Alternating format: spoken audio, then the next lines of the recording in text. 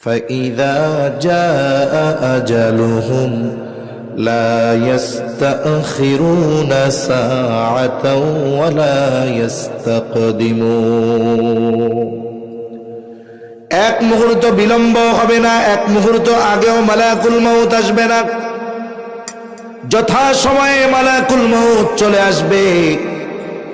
আমাদের দেশে বিশেষ করে যখন কোনো মানুষ মারা যায়, মাইকের মধ্যে ঘোষণা দেওয়া হয়, আপনাদের এলাকায় যদি কেউ মারা যায়, হয়তোবা ঘোষণা এমন ভাবে মাইকে দিবে, মধ্যপঙ্গলী নিবাসী অমকের ছেলে অমক আজ বিকাল 5 ঘটিকায় ইন্তেকাল করিয়াছে।